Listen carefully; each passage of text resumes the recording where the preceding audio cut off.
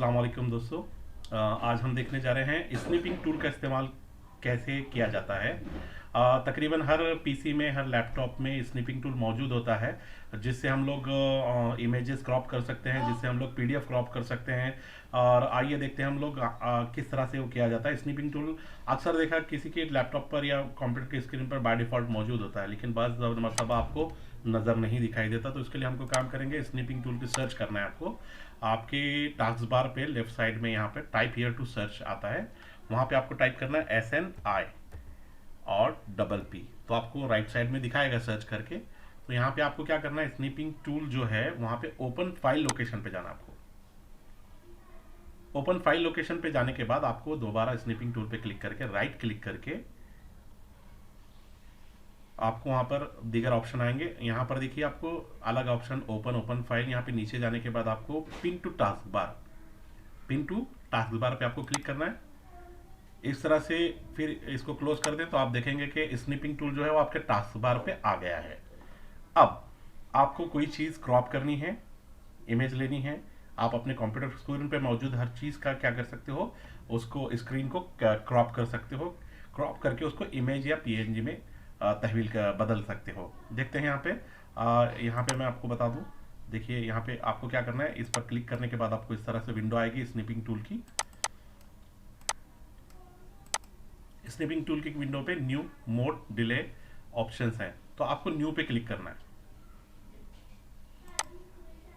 New पे click करने के बाद आप जहां चाहें, ये स्क्रीन का लेना है तो आपको इतना ये ले सकते हैं। इस पर क्लिक करते जितना आपने ड्रैग किया है, फिर से देखिए आपको क्या करना है, स्निपिंग टूल पे ओपन करने के बाद आप न्यू करेंगे। न्यू करने के बाद आपको जितना ड्रैग करना है, जितने चाहिए आपको, यहाँ तक चाहिए आप इसको ले सकते हैं। और माउस के क्लिक पर छोड़ते ही वो एक नया विंडो आएगा जिसमें आपने जितना ड्रैग किया है, जितना क्रॉप किया है, वो आपको मिल जाएगा। फिर यहाँ पे आप ऑप्शन आता है फाइल, फाइल पे आपको क्लिक करना है। वहाँ पे सेव एज पे क्लिक करने के बाद आप जिस फोल्डर में आप करना चाहते हैं, समझ लीजिए आपके किसी डी पर या डेस्कटॉप पर एक नया फोल्डर बनाइए। आपको जो चाहिए आपका कलेक्शन जो ये करना है, उस फोल्डर को आप नाम दें, जो भी नाम देना चाहें। समझ लीजिए कि न्यू बुक्स मैंने दिया यहाँ पर।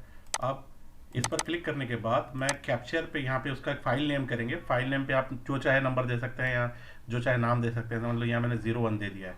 और फाइल टाइप है नीचे, आप ये 4 फॉर्मेट में आप फाइल को सेव कर सकते हैं। एक PNG, GIF, JPG। आप JPG या PNG में आप सेव करेंगे, क्योंकि PNG की साइज़ बहुत छोटी होती है और क्लैरिटी भी होती है। ठीक है, हमने इस तरह से सेव किया। अब एक हो गया, आप इसको मिनिमाइज़ करें या न्यू करें, इसको मिनिमाइज़ करें। अब आपको आपकी PDF से, किसी PDF से, समझ लीजिए मुझे जमात 7वीं की किताबें हैं, मैं जहाँ पे मेरे कंप्यूटर पे जहाँ पे किताबें हैं, समझ लीजिए 7th साइंस की मैंने किताब यहाँ पे खोल रहा हूँ। साइंस 7th PDF को मैंने यहाँ पे खुलेगा। आपको इसका कवर पेज चाहिए तो यहाँ पे जूम का ऑप्शन है, आपको जितना जूम चाहिए उतना ले सकते हैं, कम चाहिए कम ले सकते हैं। अब इसको आप क्या करेंगे,